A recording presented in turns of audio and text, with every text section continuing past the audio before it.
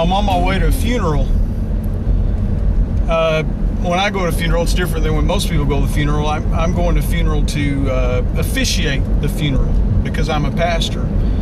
I don't really like the term officiate. That sounds kind of cold.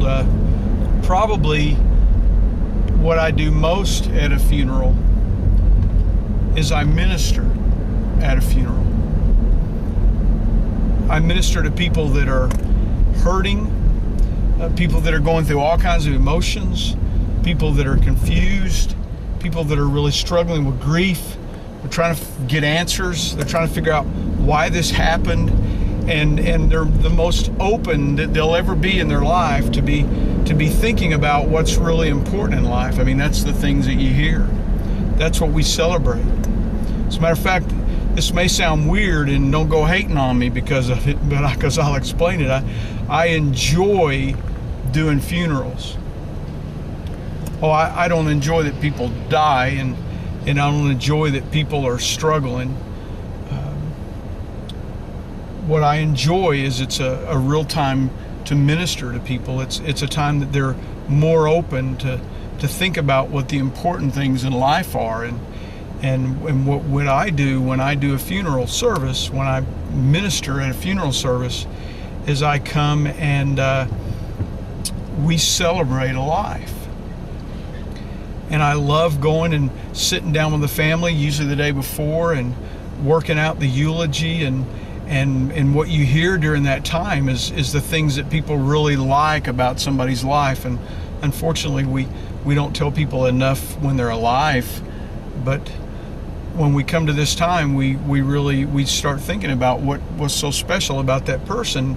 The amazing thing that I find out at funerals and in doing eulogies is what you hear from people. What gets left behind from people is not how good they were at their job or how successful they were or whatever. The thing that people talk about the most, the thing that really means something to people, is the love that they received from that person. The love is the thing that gets remembered. The love is the legacy that's passed down, that you pass on to other people. The love is something that really changes people's lives, and that's what you hear at a time like that. And there's nothing more exciting to me than when I sit down and I start hearing a family, and sometimes they're maybe they've taken it for granted, and now they're really getting it. Getting passed here by a police car. It's one of the hardest things that I do as a pastor. It's so draining. I'm doing a 20-minute service this afternoon, and I've been thinking and praying about it all day long, and I've carried the burden of it on my heart since the family member called me a couple of days ago, and you're trying to keep your eye on everybody and see how everybody's doing, and you're watching the grandkids, and you're watching the kids, and you're keeping an eye on the husband, and in a grief type situation like this, in a death, everybody handles it different. Some people are kind of cold and distant. Other people are very emotional, whether it be anger or sadness or whatever happens. But it's draining. But it's also so rewarding, because you get a chance to help people remember the things that are most important about the person that has left them behind. I think what I like about funerals most is that it wakes me up. It reminds me what's important. It reminds me to tell my kids all the time how much I love them. It reminds me not to take for granted that God's given me an incredible wife. It reminds me to enjoy my job that I have. It reminds me just to enjoy every breath, because bottom line is my next breath may be my last one, and I've got to be asking myself, if my next breath is my last one, am I making the most out of that breath?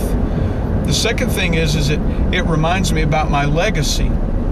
Like I said, what people remember most about somebody when they leave is what kind of an impression they made on them love-wise.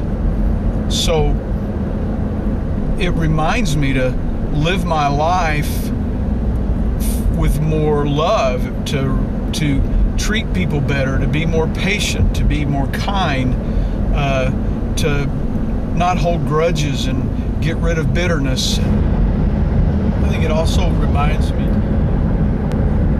my life's not that bad. I mean, it's really easy to get caught up into things and worry about money, or worry about success, or worry about things that, you know, just don't seem very important when you are ministering to someone who's lost a loved one, a mother or a child, or maybe they've just spent a long period of time taking care of them while they were hurting and dying, or maybe they thought that they had plenty of time left, and then all of a sudden that person was gone. I mean, it's a reminder that my life's not so bad. It could be a whole lot worse. Stop feeling sorry for myself. It's a wake-up call. I mean, everybody, unless they're emotionally dead, when they're sitting in a funeral or when they've just lost a loved one, they're thinking, you know, you got to take every day and make the absolute most out of it.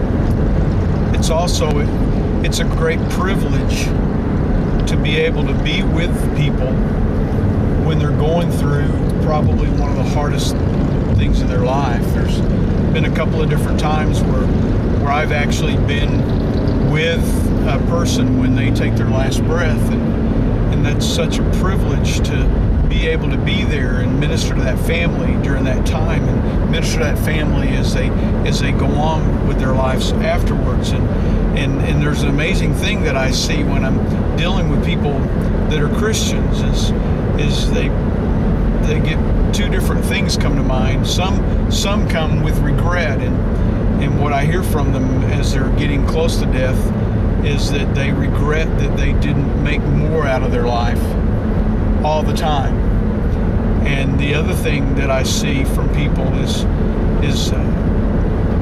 when a Christian comes to a point where they're resolved to this is the end, they take peace in that, and they take comfort in that, and the amazing thing is they pass that on to a relative. Oftentimes they'll wait for a relative to come into the room before they pass, or they'll wait for a relative to come from California before they pass, or they'll wait to have that last opportunity to make a connection with that person before they go. And the funeral I'm doing today, the whole family, the lady had a heart attack and had been on a machine for the last week, and when it was time to take her off the machine, and she had been completely unconscious for about a week, no contact with anybody whatsoever, and all of a sudden the whole family was there, and it was time to unplug the machine, and everybody knew that, and they did, and amazing thing happened. While the family was gathered around praying for her, while they were holding her hand, she opened her eyes and she made contact.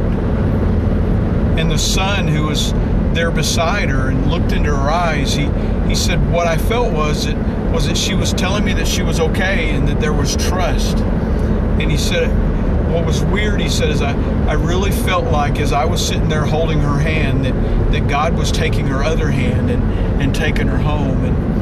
And I really felt like, he said, that Mom opened up her eyes to make contact with us, just to let us know she was okay, just to let us know that she trusted God. And then she took her last breath.